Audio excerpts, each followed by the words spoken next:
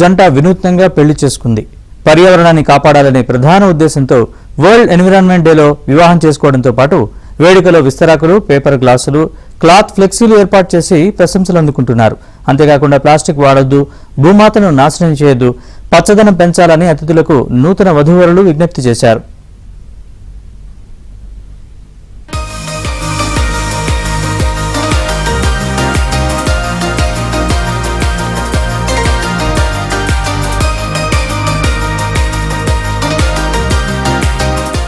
వాతావరణ మార్పులతో ఇప్పటికే చాలా దుష్పరిణామాలు చూస్తూ ఉన్నాం. ఇది ఇలాగే కొనసాగితే భవిష్యత్తులో మానవ మనుగడే కష్టమవుతుంది.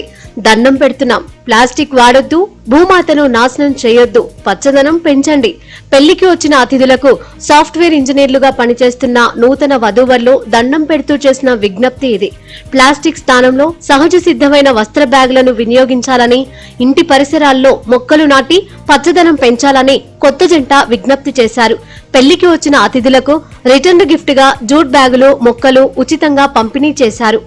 వరంగల్ విద్యానగర్ కు చెందిన రిటైర్డ్ సింగరేణి ఉద్యోగి గుండపు రవీందర్ కుమారుడైన గుండపు సాయి చందు, హనుమకొండ జులైవాడకు చెందిన సల్ల సంపత్ కుమార్తె ప్రీతి ఇద్దరు హైదరాబాద్ లో సాఫ్ట్వేర్ ఇంజనీర్లుగా పనిచేస్తున్నారు.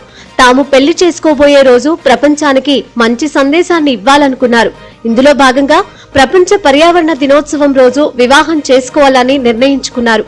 వీరి పెళ్లి గురువారం ఉదయం హనుమకొండలో బంధుమిత్రుల సమక్షంలో ఘనంగా జరిగింది.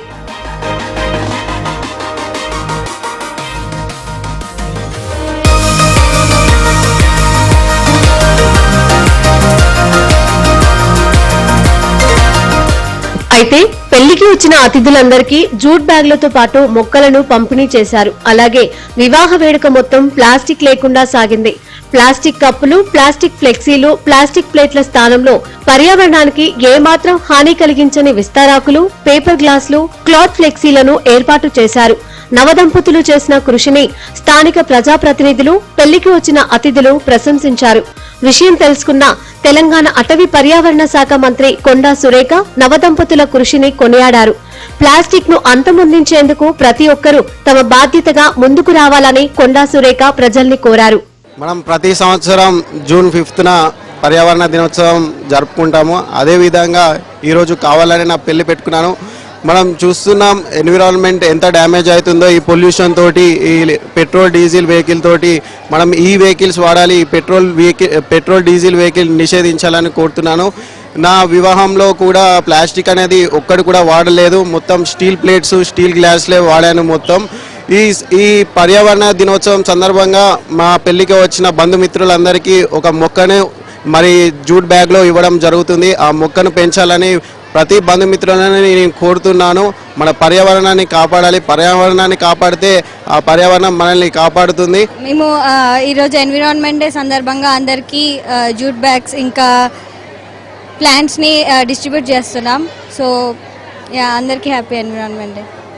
పర్యావరణాన్ని కాపాడేందుకు తమ పెళ్లినే పర్యావరణ పరిరక్షణ దినోత్సవం రోజు జరుపుకోవడం, పర్యావరణ సహితంగా పెళ్లి చేసుకోవడం అందరికీ స్ఫూర్తిగా నిలుస్తోంది. ఈరోజు ప్రపంచ పర్యావరణ దినోత్సవం జూన్ 5న మా బొమ్మారి గారి వివాహము. ఈరోజు పర్యావరణ పరిరక్షణ దినోత్సవం సందర్భంగా ఏ కుటుంబమైనా పచ్చగా ఉండాలంటే మంచిగా కాపురం చేయాలన్న కూడా పర్యావరణం కూడా బాగుండాలి. పర్యావరణం బాగుంటేనే మన ఆరోగ్యం బాగుంటుంది. ఇప్పుడు చూస్తే ప్లాస్టిక్ వల్ల అనేక రోగాలతో అనేక మంది మరణించిన దాఖలాలు చాలా ఉన్నాయి. ఈరోజు ఇక్కడ పెళ్లి చేసుకుంటున్నటువంటి నూతన వధువరులు ఒక వినూత్నమైన ఆలోచన చేశారు. పర్యావరణ హితంగా వారి పెళ్లి జరుపుకుంటున్నారు.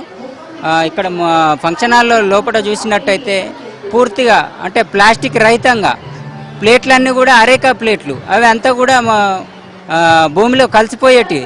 అదే జనరల్గా బయట చూస్తే పేపర్ ప్లేట్లు అంటారు, కానీ అవి పూర్తిగా ఏమాత్రం కూడా పేపర్ ప్లేట్లు కాదు, దానిపైన ప్లాస్టిక్ కోటెడ్ ఉంటుంది. ఈ భవిష్యత్ తరాలకు మనం ఒక మంచి పర్యావరణాన్ని ఇవ్వాలనేది నా యొక్క ముఖ్య ఉద్దేశం.